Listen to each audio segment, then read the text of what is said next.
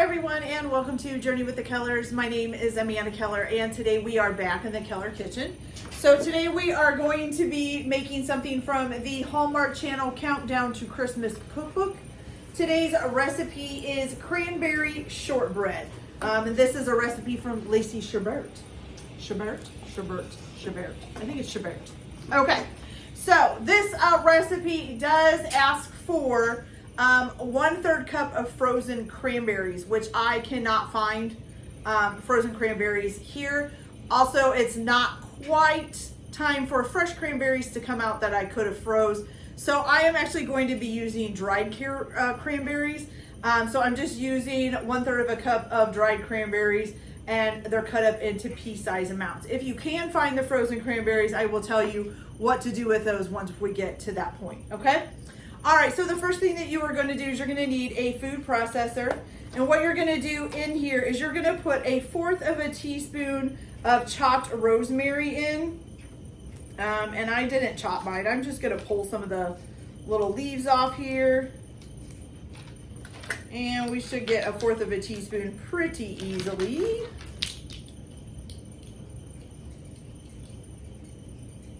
Yep, I would say that's just about it right there. Fold it all in there, make sure it fits. Almost, let's get a little bit more. Okay, so 1/4 of a teaspoon of chopped rosemary. Then you're also going to put in there 1/3 of a cup of sugar. Okay. There we go. Okay, now what you're going to do is you are going to turn this on, and let's see, it says pulse it together until you get it very finely chopped up, okay? Once you get it all real finely chopped up, you're going to transfer it to either a bowl of a stand mixer or a bowl that you could use an electric hand mixer in, so whichever one you want. This is also the time when the frozen cranberries would come in. If you are going to be using frozen cranberries, once you get this all chopped up real fine, and put it in another bowl, you can go ahead and clean out your food processor bowl and put in your frozen 1/3 cup of frozen cranberries. And then you need to chop that up until it comes to pea-size amounts, pulsing that to break them up, okay?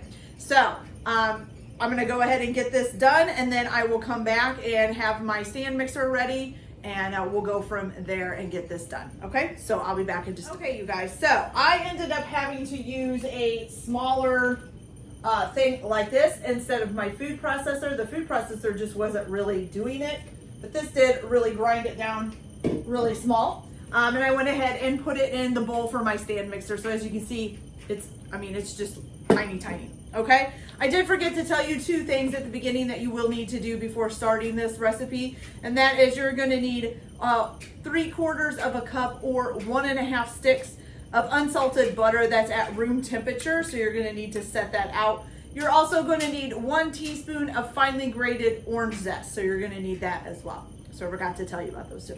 So I'm gonna go ahead and put this on my stand mixer with the sugar and rosemary mixture in it. Like I say, you can use a hand mixer for this part as well. It's up to you, whichever way you want to go. So what you're going to do is you're going to go ahead and add your room temperature 3/4 of a cup of unsalted butter to this. Okay. And you are going to mix this up on a medium speed until it's really well combined, okay? So let me get this in here. And I will get this mixing up, and then I will be back and we will add our next things to it, okay? So I'll be back in just a minute. Okay, you guys, so once you get your stuff mixed up really well, let me grab a spatula here. You're probably going to need to go ahead and scrape your bowl down because it is kind of all up on the side. So now it just kind of looks like butter or margarine or soft butter, however you want to describe it, with little flecks of green in it, because you can see the rosemary. So I'm just going to go ahead and scrape this all down here. There we go. All right. Then you're going to go ahead and you are going to add in here your 1/2 teaspoon of vanilla extract. That's a full teaspoon. Where's the half? Oh, it's right in my hand. Wow. Okay.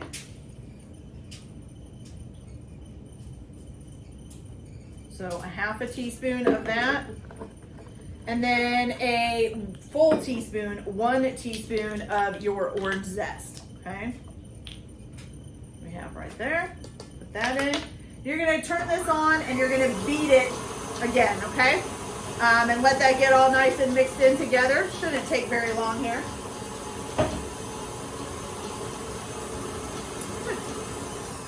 Okay, so now you're going to turn it down to a low. And what you're going to do is you are going to add in 1.5 cups of flour.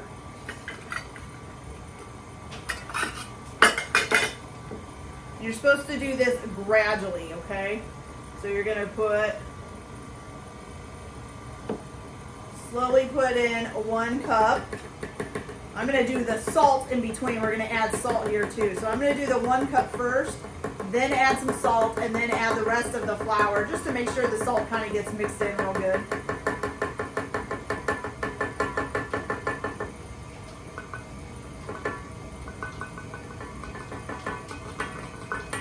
Okay, so I've got my 1 cup in. Then you're going to need 1/4 of a teaspoon of salt.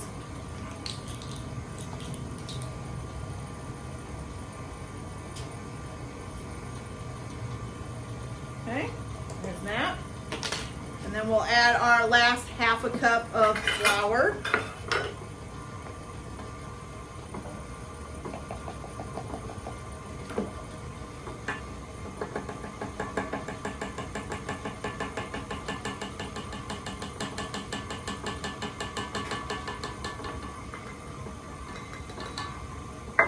Okay. I'm also going to shut this off for a minute and scrape this down. It is kind of staying up there on the side.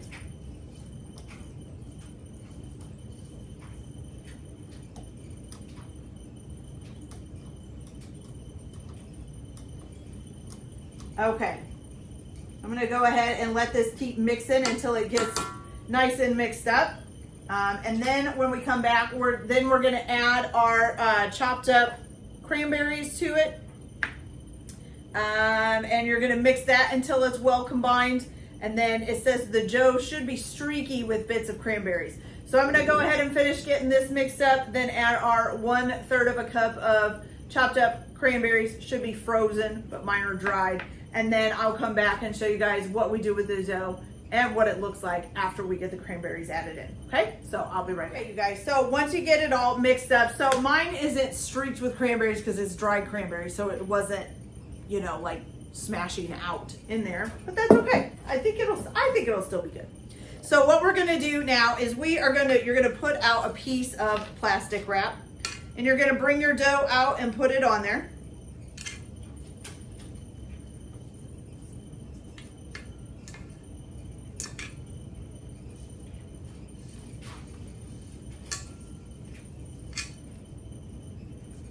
Sticking pretty well into there. Ugh. There we go. Okay, so bring your dough out, put it on your piece of plastic wrap, and then you're gonna go ahead and form this into a rectangle that's about 7.5. Ooh, I just got stuff on there. Whoopsie. That's 7.5 by 2 3/4 inches, and it should be about 1 inch thick.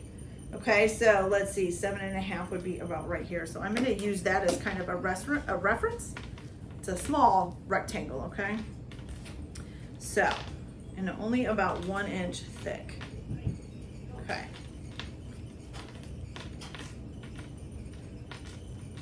Oh, I think I might have it just, is it too wide? What did it say, 2 3/4? Oh yeah, it's a little too wide. So let's go this way a little bit.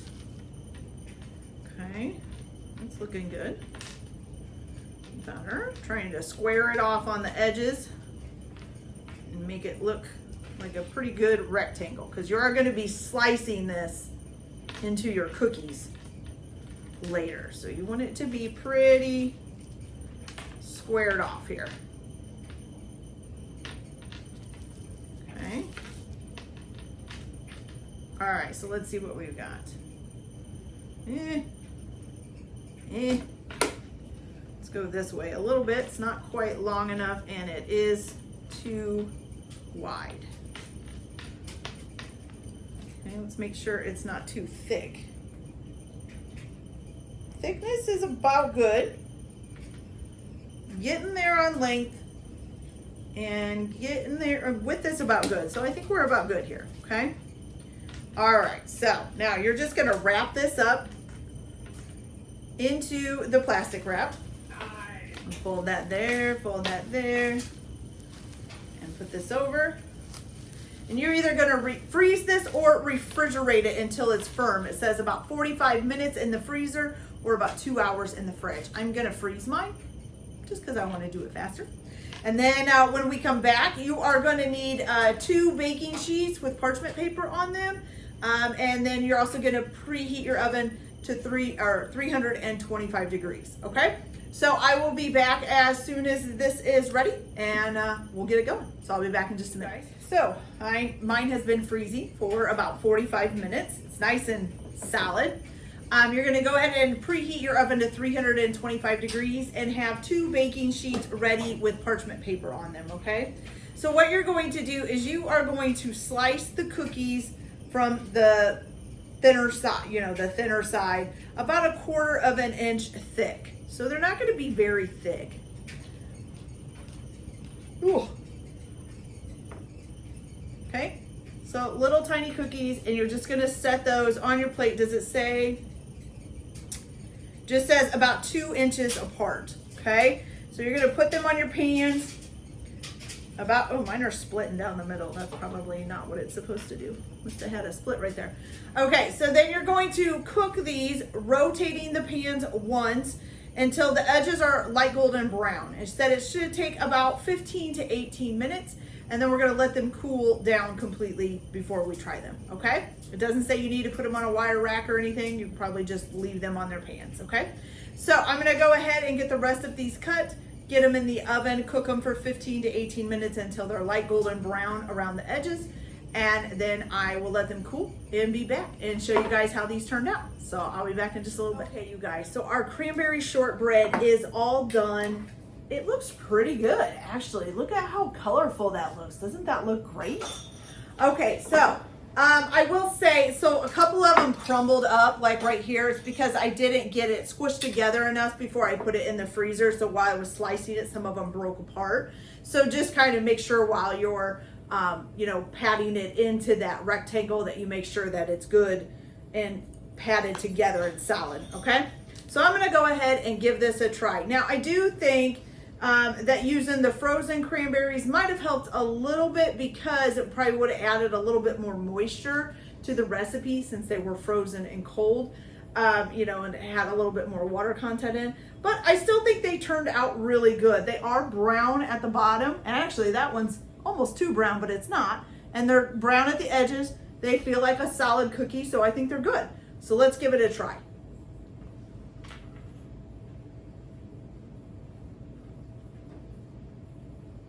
Okay, that's good.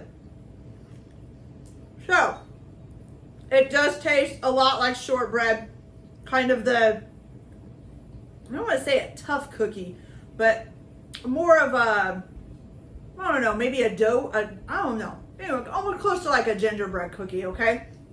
But they are, they taste just like shortbread. I always think shortbread kind of has a lemon flavor to it, even though we didn't add any lemon flavoring to it. Okay, to me, I don't know, it just kind of has a lemon flavor. Now, I will say, because I used the dried cranberries, they are a little bit chewy, which was expected because they were dried cranberries, but because I couldn't get cranberries any other way, I didn't really have a choice. But if they weren't dried cranberries and it was regular frozen cranberries, they probably would be a lot more moist as far as the cranberry goes, but that is still really delicious, you guys. I really like that. Okay. All right, you guys, so that's it for this video. I hope you liked it. Like and subscribe if you like, or don't if you don't. Everyone have a good day. Enjoy your cooking. Keep your kitchen messy, and we'll see you later. Bye.